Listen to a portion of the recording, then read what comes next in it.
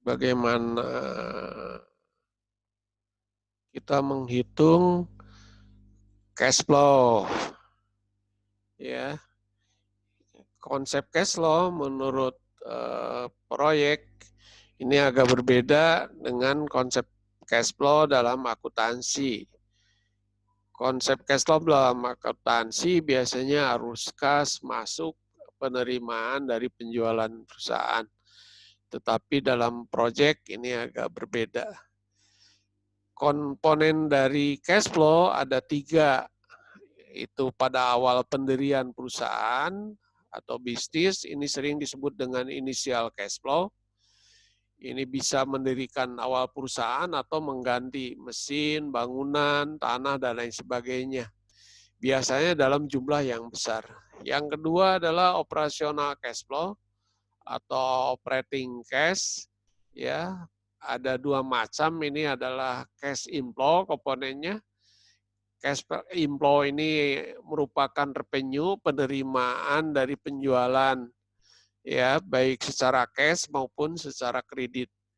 Jika perusahaan merencanakan penjualan dengan cara kredit, maka kita harus menyusun kapan penerimaan kredit tersebut. Ya, dibuat schedule account receivable cash-nya. Dan yang kedua adalah cash outflow, merupakan biaya operasional untuk pembelian bahan baku, upah tenaga kerja, gaji, dan lain sebagainya. Begitu pula jika pembelian bahan baku dilakukan secara kredit, maka harus disusun account payable schedule-nya. Dan terakhir, terminal cash flow atau nilai residu dan modal kerja. Ini adalah taksiran dari sisa kas atau sisa investasi di akhir umur proyek. Misalnya proyek tersebut ditaksir berumur 5 tahun, maka pada akhir tahun kelima masih ada nilai sisa. Ya, nilai sisa dari penjualan aset yang sudah habis disusutkan misalnya. Nah, ini bagaimana menghitung prosit tadi, yang poin yang kedua. Ya, menghitung prosit ini ada 2 pendekatan, di mana jika perusahaan dibelanjai dengan hutang, ya, cash flow sama dengan earning after tax ditambah penyusutan ditambah bunga kali pajak, ya, dikurangi pajak. T ini adalah tarif pajak.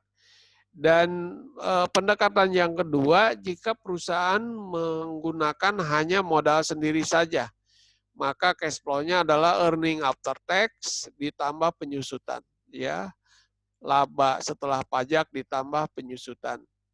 Ini contoh kalau perusahaan dimodali dengan modal sendiri saja, 100% modal sendiri, maka seperti ini.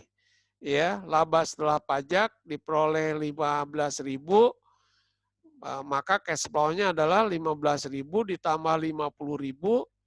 50.000 merupakan depresiasi dari aktiva tetap, depreciation expense. Ya, 15.000 ditambah 50, 65.000. Nah, contoh yang kedua, diasumsikan perusahaan harus membayar bunga. Karena di samping menggunakan modal sendiri juga dia menggunakan modal asing. Maka cash flow-nya sama 65.000 ya. Earning after tax 5.000 ditambah depresiasi 50.000 ditambah bunga 20.000 dikurangi pajak 50%, maka 65.000. Oke, dan ini contoh yang ketiga, dipersilahkan dicoba, yaitu ini adalah jika perusahaan melakukan penggantian aktiva.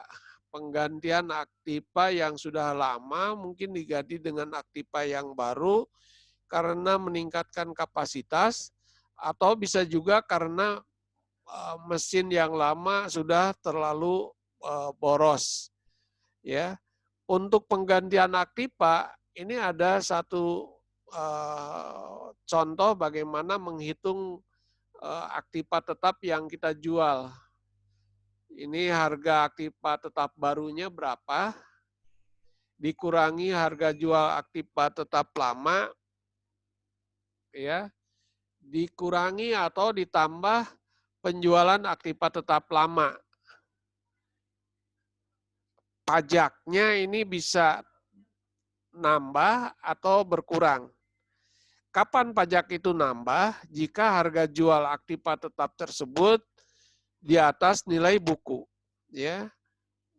Jadi market value lebih besar daripada book value.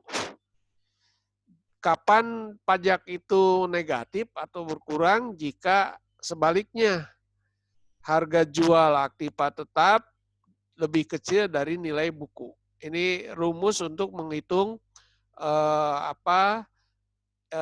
initial investment, ya. Baru setelah itu kita bandingkan untuk menghitung NPV-nya adalah dari penerimaan dari cash inflow dikurangi dengan initial investment. Demikian saya kira